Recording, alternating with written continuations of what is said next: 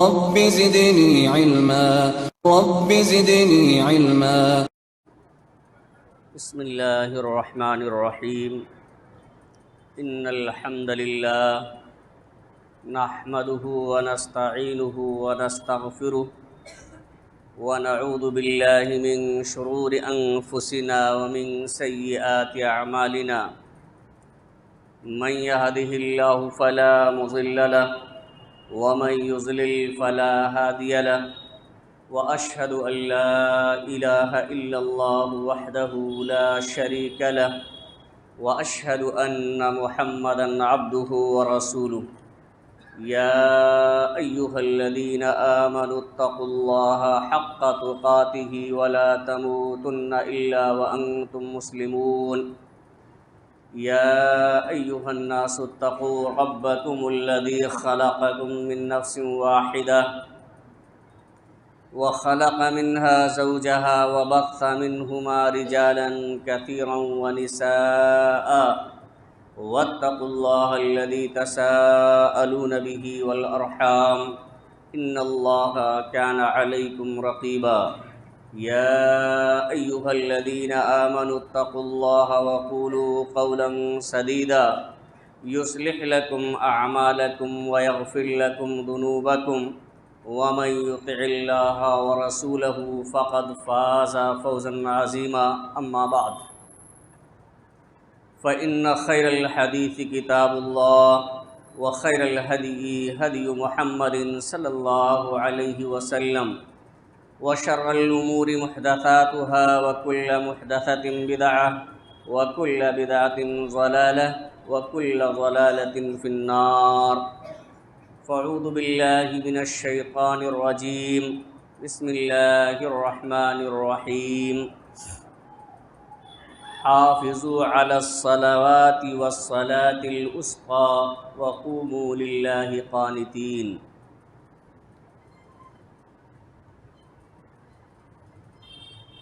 معزز سامعین کرام، حاضرین جمعہ، امت مسلمہ کے نوجوان ساتھیوں، عزیز طلباء اور پردہ نشین میری ماں اور بہنوں،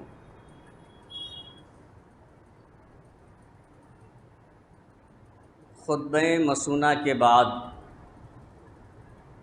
سورہ بقرہ کی 238 نمبر آیت کریمہ آپ حضرات کے سامنے تلاوت کی گئی ہے، جس میں اللہ رب العالمین نے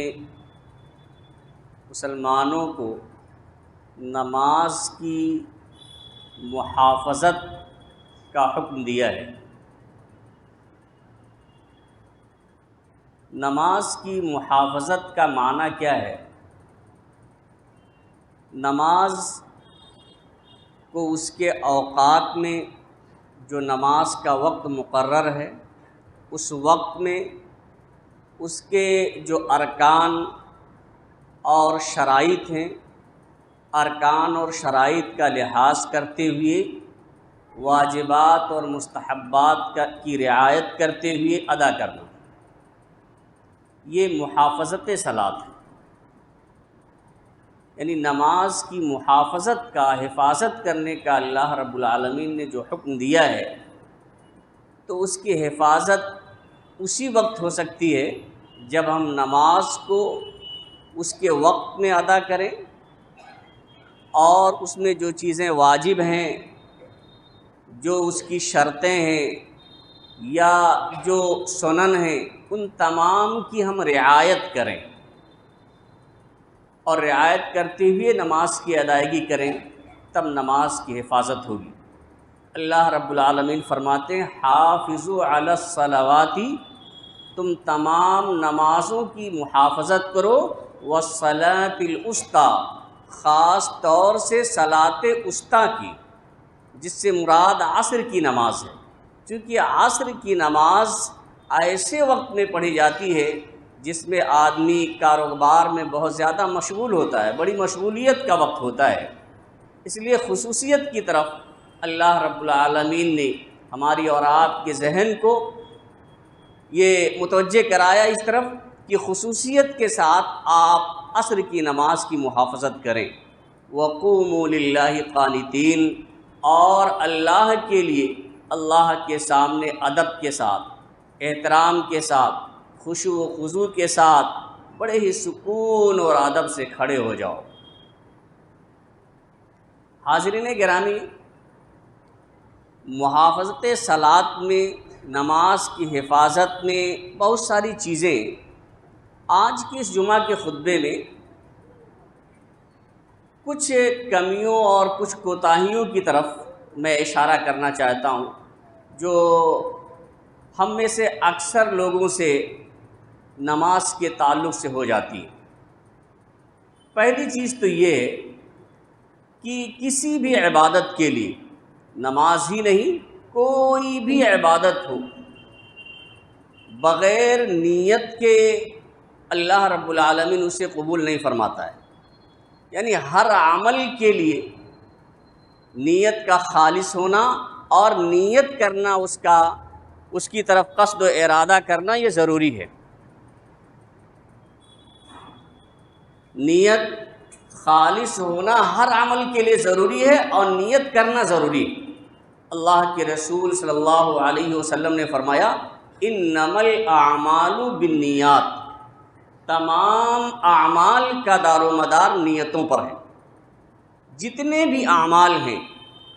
بغیر نیت کے وہ عمل اللہ رب العالمین کے ہاں مقبول نہیں ہو سکتے ہیں۔ یعنی تمام کے تمام اعمال کا دار و مدار نیتوں پر ہے۔ تو پہلی چیز تو یہ ہے کہ نیت کرنا ضروری ہے، لیکن نیت کیا کہتے کسے ہیں کہ اس طرح سے نیت کی جائے گی؟ دیکھیے، آج جو مروجہ رسم ہے، جو نیت ہم اور آپ کرتے ہیں کہ ہم اس امام کے پیچھے ہیں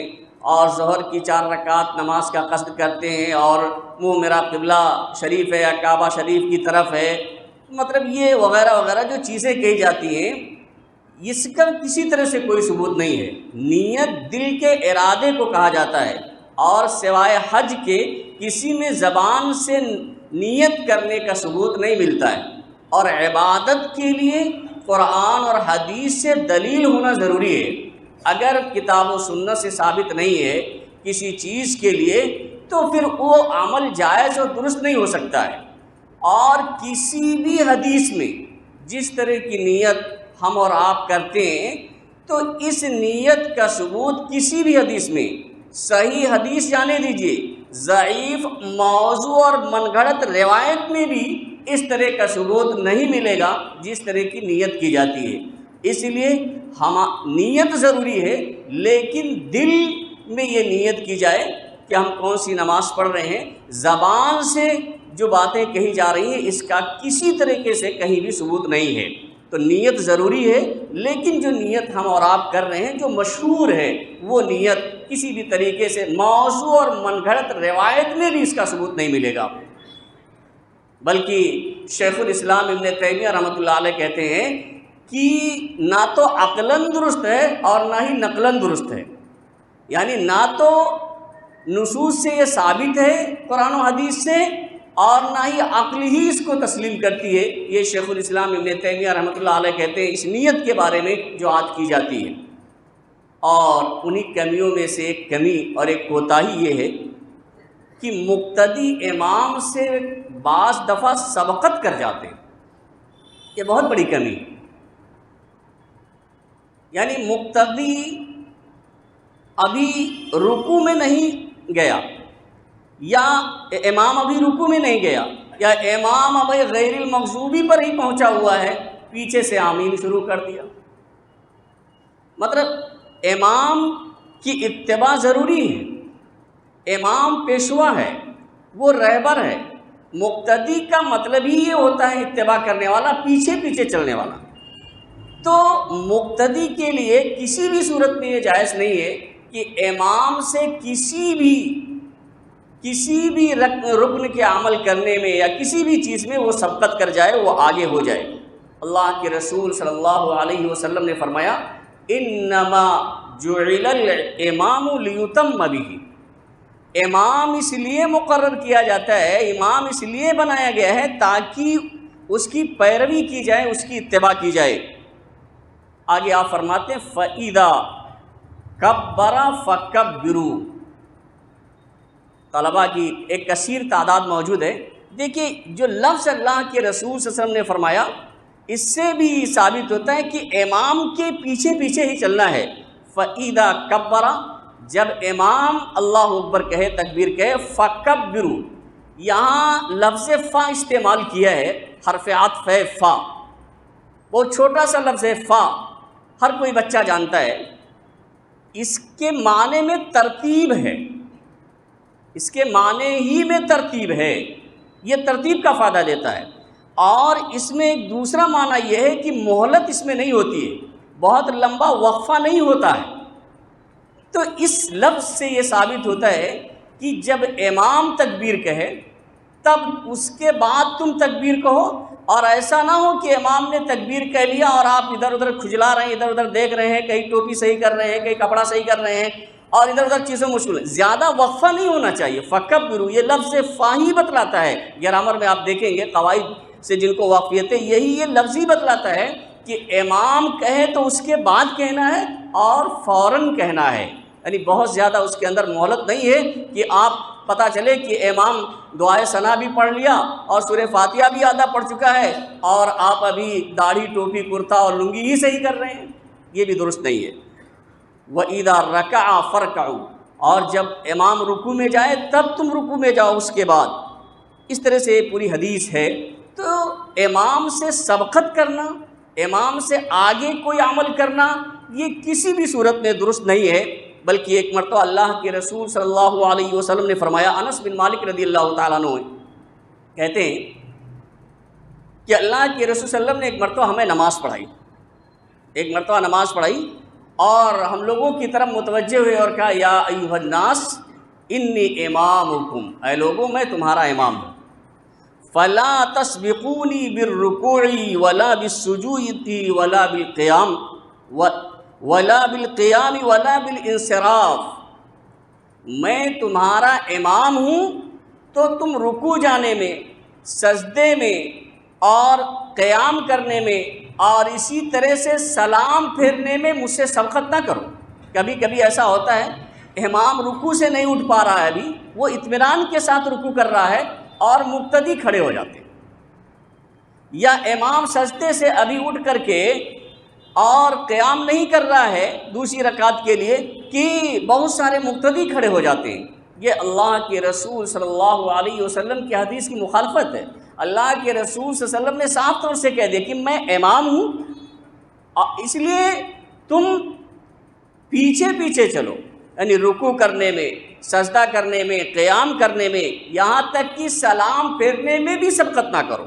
اور سلام پھیرنے کا سب سے بہتر اور سب سے افضل طریقہ یہی ہے کہ امام دونوں طرف جب سلام پھیر کر فارغ ہو جائے تب مقتدی کو سلام پھیرنا چاہیے، یہ سب سے بہتر طریقہ، افضل طریقہ ہے۔ لیکن اگر اتفاق سے امام نے ایک ہی طرف سلام پھیر رہا ہے اور دوسری طرف پھیرنے جا رہا ہے، مقتدی ایک سلام کے بعد ہی اگر پھیر لے تو جائز تو ہے، لیکن افضل اور بہتر اور آسان طریقہ یہی ہے کہ امام جب سلام دونوں طرف پھیر کر فارغ ہو جائے تو ہم اور آپ سلام پھیریں۔ تو یہ صاف طور سے اللہ کے رسول صلی اللہ علیہ وسلم نے اس حدیث میں بیان کر دیا ہے کہ مقتدی کو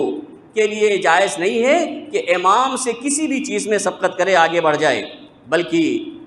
اللہ کے رسول صلی اللہ علیہ وسلم نے ایک روایت کے اندر جس کے راوی حضرت ابو ہریرہ رضی اللہ تعالیٰ عنہ کہتے ہیں کہ اما یخشى الذی یرفع رأسہ قبل الامام ان یحول اللہ رأسہ رأس حمار، بڑی سخت وعید ہے۔ اللہ کے رسول صلی اللہ علیہ وسلم فرماتے ہیں کہ جو لوگ امام سے پہلے اپنا سر اٹھا لیتے ہیں، امام ابھی رکوع ہی میں ہے اور پہلے ہی مقتدی جو سر اٹھا لیتا ہے، کیا وہ ڈرتا نہیں ہے کہ کہیں اللہ رب العالمین اس کا سر گدھے کا سر بنا دے؟ تو انسان بنایا اللہ رب العالمین نے، اشرف المخلوقات بنایا ہے، اور اللہ کے رسول صلی اللہ علیہ وسلم فرماتے ہیں کہ کیا وہ شخص جو امام سے پہلے ہی اپنا سر اٹھا لیتا ہے، کیا وہ اس بات سے خوف نہیں کھاتا ہے، اسے ڈر نہیں لگتا ہے کہ کہیں اللہ رب العالمین اس کا سر گدھے کا سر بنا دے؟ اور بعض روایت میں یہ آتا ہے کہ اس کی صورت اس کی شکل کے تحت کی بنا دے۔ آپ بتائیے کتنا سخت وعید ہے۔ تو معلوم یہ ہوتا ہے ان حدیثوں سے کہ مقتدی کبھی بھی امام سے پہلے کوئی عمل نہ کرے، امام کی اتباع کرے، اس کی پیروی کرے، اس کے پیچھے پیچھے چلے۔ اسی طرح سے نماز میں ادھر ادھر دیکھنا، کبھی کبھی جو ہے بچے ہوتے ہیں معلوم نہیں ہوتا ہے، نماز میں ادھر ادھر دیکھا کرتے ہیں، یا بڑے لوگ بھی ادھر ادھر دیکھتے رہتے ہیں، لیکن یہ بھی صحیح نہیں ہے۔ نماز میں جب آپ کھڑے ہو جائیں، اللہ کے دربار میں حاضر ہو جائیں، تو سجدے کی طرف اپنی نگاہ مرکوز رکھیں، سجدے کی طرف دیکھیں، ادھر ادھر التفات یہ جائز نہیں ہے۔ حضرت عائشہ صدیقہ رضی اللہ تعالیٰ عنہ کہتی ہیں کہ میں نے اللہ کے رسول صلی اللہ علیہ وسلم سے پوچھا، حضرت عائشہ صدیقہ رضی اللہ تعالیٰ عنہ کہتی ہیں کہ سألت رسول اللہ صلی اللہ علیہ وسلم عن الالتفات فی الصلاۃ، میں نے اللہ کے رسول صلی اللہ علیہ وسلم میں سے نماز میں ادھر ادھر دیکھنے کے متعلق سے پوچھا، سوال کیا کہ نماز میں کوئی شخص اگر دائیں بائیں دیکھ لے تو اس کے بارے میں کیا حکم ہے؟ تو اللہ کے رسول صلی اللہ علیہ وسلم نے فرمایا ہوا اختلاس، یہ تو ڈاکہ ہے، یہ ڈاکہ ہے شیطان کی طرف سے، یہ اچک لینا ہے۔ یختلسہ الشیطان من صلاۃ العبد، شیطان انسان کی نماز میں ڈاکہ ڈال دیتا ہے، اور جس خشوع و خضوع کے ساتھ وہ نماز پڑھ رہا ہوتا ہے، جس اطمینان اور سکون کے ساتھ بندہ نماز پڑھ رہا ہوتا ہے، اس کے لیے حاضر ہوا ہے، اس پر شیطان ڈاکہ ڈال دیتا ہے، دھاوا بول دیتا ہے، اس کو اچک لیتا ہے، اس کے خشوع و خضوع کو۔ آپ بتائیے، تو ادھر ادھر دیکھنے سے گویا کہ ہماری نماز میں جو خشوع و خضوع ہے اس کو شیطان جو ہے اچک لے جاتا ہے، اس پر ڈاکہ ڈال دیتا ہے، اور کبھی کبھی زیادہ آدمی اس پہ مشغول ہو جاتا ہے تو نماز ہی باطل ہو جاتی ہے۔ اس لیے نماز میں ادھر ادھر نہیں دیکھنا چاہیے، سجدہ گاہ کی طرف اپنی جو ہے نگاہ اسے مرکوز رکھنی چاہیے، اسی طرف دیکھنا چاہیے۔ اسی طرح سے ایک دوسری حدیث ہے، بہت سے لوگ نماز کے درمیان آسمان میں کی طرف نگاہ اٹھایا کرتے ہیں، آسمان کی طرف بھی نماز کے درمیان دیکھنا، اس سے بھی بڑی سختی سے اللہ کے رسول صلی اللہ علیہ وسلم نے منع فرمایا، اور فرمایا لَيَنْتَهِيَنَّ أَقْوَامٌ، کہ جو لوگ یرفعون ابصارهم الى السماء، جو لوگ اپنی نگاہوں کو آسمان کی طرف اٹھاتے ہیں، فی الصلاۃ، نماز میں، یعنی نماز میں جو لوگ اپنی نگاہوں کو آسمان کی طرف اٹھاتے ہیں، ایسے لوگوں کو باز آ جانا چاہیے۔ او لا ترجع الیہم، کہیں ایسا نہ ہو کہ ان کی بصارت ہی چھن جائے، وہ اندھے ہو جائیں، کہیں ایسا نہ ہو کہ اس قبیح عمل کی وجہ سے اللہ رب العالمین ان کی بصارت ہی چھین لے، ان کی بینائی ہی چھین لے۔ اس لیے نماز میں آسمان کی طرف دیکھنا یہ بھی درست نہیں ہے، کسی بھی طرف ادھر ادھر متوجہ ہونا اس کی سخت ممانعت ہے۔ تو نماز میں ادھر ادھر نہیں دیکھنا چاہیے، خلوص کے ساتھ، للہیت کے ساتھ ہم اور آپ اللہ کی اطاعت کے لیے کھڑے ہوں، تبھی نماز کی محافظت ہو سکتی ہے، تبھی نماز کی حفاظت ہو سکتی ہے۔ اسی طرح سے سجدہ کرتے وقت ایک بہت بڑی غلطی عام طور سے لوگ کرتے ہیں۔ دیکھیں، کبھی آپ دیکھتے ہوں گے، نگاہ پڑ جاتی ہے کہ کبھی آدمی سجدہ کرتا ہے، پیشانی زمین پر رکھتا ہے، ناک اٹھائے رکھتا ہے، ناک نہیں رکھتا، صرف پیشانی زمین پر رکھتا ہے اور ناک اس کی زمین پر نہیں ہوتی ہے۔ اور کبھی پیشانی اور ناک اگر اتفاق سے زمین پر رکھا بھی ہے تو پیر اٹھائے رہتا ہے، کبھی دونوں پیر اٹھا ہوا نظر آتا ہے، اور کبھی ایک پیر رکھتا ہے، دوسرا پیر اس پیر پہ رکھ لیتا ہے۔ یہ سب چیزیں حدیث کے مخالف ہیں۔ کیا صحیح طریقہ ہے؟ اس میں عام طور سے لوگ چاہے دانستہ طور سے یا انجانے میں غیر ارادی طور سے یہ عمل کرتے ہیں، اس سے ہمیں اور آپ کو باز آنا چاہیے۔ راوی حدیث عبداللہ بن عباس رضی اللہ تعالیٰ عنہ، عبداللہ بن عباس رضی اللہ تعالیٰ عنہ کہتے ہیں کہ امرت ان اسجد علی سبعۃ، کہ مجھے 7 اعضاء پر سجدہ کرنے کا حکم دیا ہے۔ یعنی جب سجدہ کیا جائے تو جسم کے 7 عضو زمین پر ہونا چاہیے۔ وہ کون کون ہیں؟ علی الجبہۃ واشار بیدہ الی انفہ، نمبر 1 پیشانی، اور اللہ کے رسول انہوں نے یہ اشارہ کیا اپنی ناک کی طرف، یعنی جب پیشانی زمین پر ہو تو ناک بھی ہونا چاہیے، یعنی پہلی چیز، پہلی جو ہڈی ہے، 7 ہڈیوں پر جو سجدہ کرنے کا حکم دیا گیا ہے، 7 اعضاء پر جو سجدہ کرنے کا حکم دیا گیا ہے، ان میں پہلی چیز پیشانی، اور پیشانی کے ساتھ ناک بھی ہو۔ وَأَشَارَ بِيَدِهِ إِلَىٰ أَنفِهِ، اور انہوں نے اپنے ہاتھ سے اپنی ناک کی طرف اشارہ کیا۔ تو نمبر 1 پیشانی اور ناک، یہ پہلا عضو گویا کی ہے، یہ زمین پر ہونا چاہیے۔ اور وَالْيَدَيْنِ، اور دونوں ہتھیلی، کتنے ہو گئے؟ 3۔ وَالرُّكْبَتَيْنِ، اور دونوں گھٹنے، گھٹنا بھی زمین پر ہو، الا یہ کہ کوئی عذر ہے وہ الگ مسئلہ ہے، تو اور دونوں گھٹنے، اب 5 ہو گئے۔ وَأَطْرَافِ الْقَدَمَيْنِ، اور دونوں قدم کی انگلیاں، اس طرح سے 7 اعضاء ہو گئے۔ دونوں قدم کی انگلیاں، خاص طور سے یہاں پر غلطی ہو جاتی ہے کہ کبھی کبھی دونوں پیر اٹھایا کرتا ہے آدمی، اور کبھی کبھی ایک پیر رکھا ہوا ہے، دوسرے پیر کی انگلیوں کو دوسرے پیر پہ رکھ لیا ہے، یہ درست نہیں ہے، بلکہ دونوں پیر کی انگلیاں زمین پہ ہونی چاہیے۔ تو یہ 7 اعضاء ہیں، ان 7 اعضاء پر سجدہ کرنے کا حکم اللہ کے رسول صلی اللہ علیہ وسلم نے حکم دیا ہے، اس لیے کبھی اس طرح کی غلطی نہیں کرنی چاہیے۔ دیکھیے معلوم نہیں ہے تو الگ مسئلہ، لیکن جب معلوم ہو جانے کے بعد اگر کوئی شخص اس طرح کا عمل کرتا ہے تو اس کی نماز باطل ہو سکتی ہے، اس لیے ان تمام کوتاہیوں کو ہمیں اور آپ کو اپنے اندر سے دور کر لینا چاہیے۔ اسی طرح سے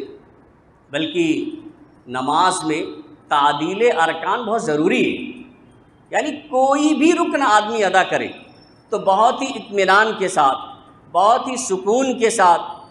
اور خشوع و خضوع کے ساتھ اسے ادا کرنا چاہیے، جلد بازی نہیں کرنا چاہیے۔ اللہ کے رسول صلی اللہ علیہ وسلم نے کہا، نہا رسول اللہ صلی اللہ علیہ وسلم عن نقرۃ الغراب،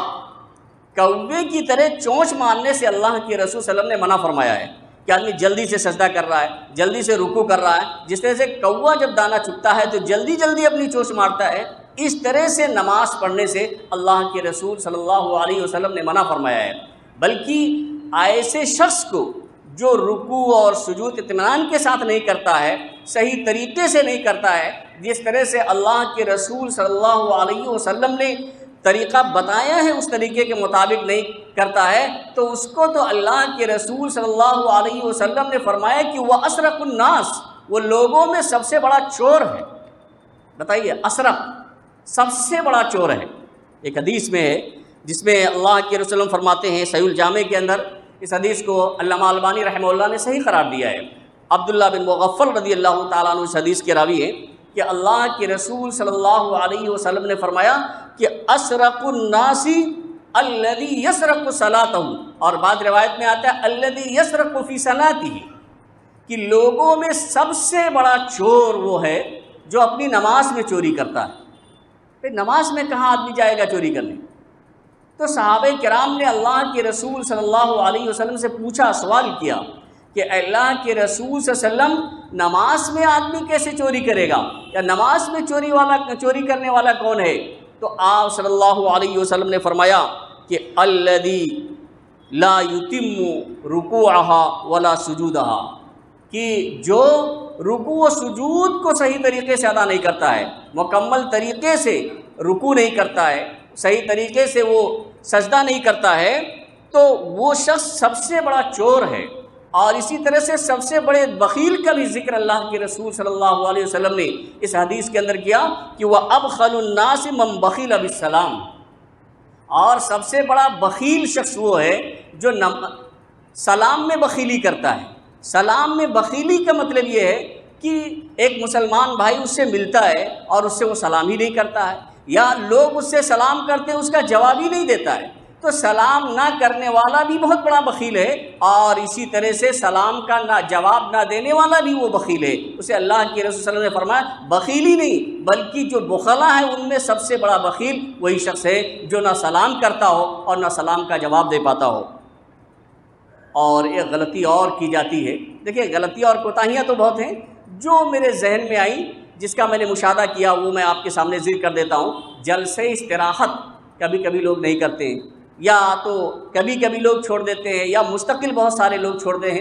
جلسے استراحت کیا ہے؟